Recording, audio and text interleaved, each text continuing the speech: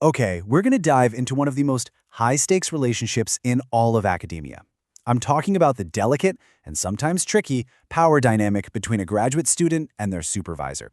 It's a professional bond that can literally make or break a career, a connection that can feel like a perfect partnership or, well, a total nightmare. Today, we're unlocking the science of what makes it all tick. So let me ask you this. What do you think is the single most critical relationship in the entire academic world?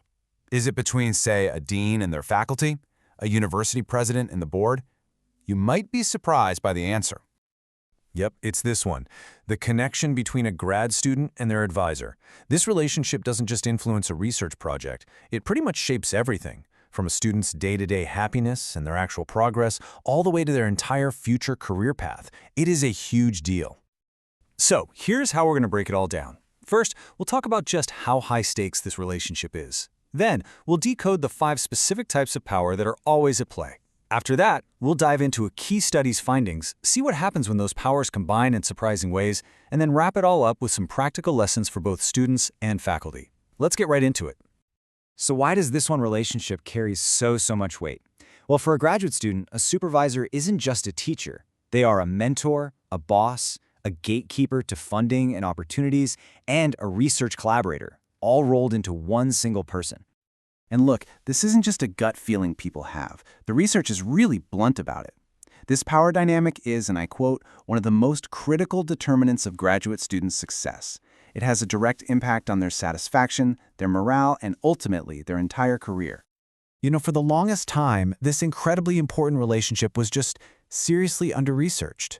But that all started to change back in 1996, when a really important study set out to move beyond just anecdotes and actually measure the specific types of power at play and what their real-world consequences were. Now, to do that, the researchers needed a framework. You can't just walk up to a student and ask, "So, how powerful is your professor?" It's way too vague. So they turned to a classic psychological model to break down this big idea of power into distinct, measurable categories. They used what's known as French and Raven's 5 bases of social power. And honestly, understanding these 5 is the absolute key to grasping the study's fascinating results. So let's quickly break them down one by one. First up, we have expert power. This one's pretty simple. It's power that comes from being genuinely good at what you do. The student believes their supervisor has invaluable knowledge and skills that they really need. You know, this is that professor who gives brilliant technical advice that just cuts right to the heart of a problem. Next is referent power. Now, this one's much more personal. It's really about admiration and, well, wanting to be like them. The student feels valued, they feel accepted, and they genuinely want to be associated with their supervisor. Think of a true mentor, someone you look up to, who makes you feel like an important part of the team. Then we've got reward power. This is the ability to provide positive stuff. And in grad school, this is huge. It can be tangible things like access to funding or better lab equipment, or intangible things that are just as crucial, like a glowing, career-making letter of recommendation. Fourth is legitimate power. This type of power really just comes from the title on the door. It's the authority that's baked into the formal structure of the university. The student feels they have to comply simply because this person holds the official position of professor or supervisor. And finally, we have the dark side of the coin, coercive power. This is the exact opposite of reward power. It's influence that's based on the ability to punish or create negative consequences. This could be anything from making a student's work intentionally difficult, to giving them terrible assignments, or just generally making their life miserable. It is basically power rooted in fear. So, the researchers got over 300 graduate students to rate their supervisors on all 5 of these power dimensions. Then, they looked for links with crucial outcomes like trust, the quality of the relationship, and even the student's willingness to collaborate. So, what did they find? Well, the results fell into 2 incredibly clear camps. On one side, you have the power all-stars. Both expert power and referent power were just overwhelmingly associated with positive outcomes. And on the other side, a massive, flashing red flag. Coercive power was a reliable predictor of negative outcomes pretty much across the board. No surprises there. I mean, the contrast is just striking when you put them side by side. Look at the impact on relationship quality and trustworthiness. High expert power, that led to strongly positive relationships and a lot more trust. High coercive power, it produced the exact opposite. strongly negative relationships, and profoundly low trust. It's a perfect mirror image in the data. So it turns out that being seen as a genuine expert is kind of a superpower in mentorship. Students who rated their advisors high on expertise also reported way better relationships, they saw them as more trustworthy, and they were far more likely to actually want to collaborate with them on committees and future research. Real expertise breeds respect and partnership. But it gets even more sophisticated than that. The researchers didn't just look at each type of power in a vacuum. They analyzed how they interact with each other. Because in the real world, a supervisor holds a mix of all 5. And this is where the study's most interesting findings really emerged.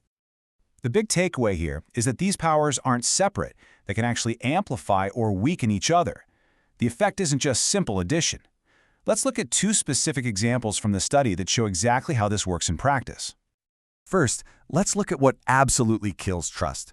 We already know that coercive power is bad for it. But what happens when you combine that with high legitimate power? The formal right to punish. Well, the effect on trust becomes extremely negative.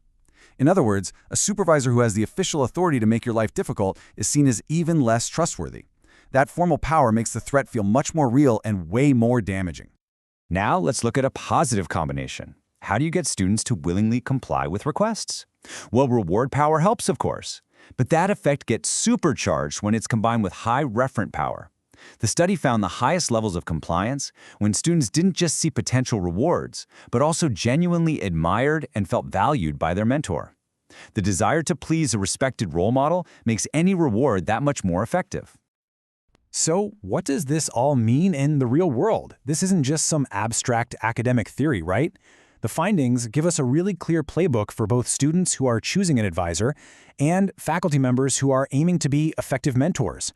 Let's get into the actionable advice. For students, the message is crystal clear. When you're choosing a supervisor, look past the fancy title and prioritize genuine, demonstrable expertise. That knowledge is your greatest asset. Try to find a mentor you can actually admire, someone who makes you feel valued as a person and a colleague.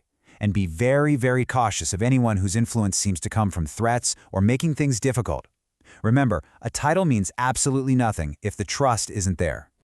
And for faculty members, the lessons are just as direct.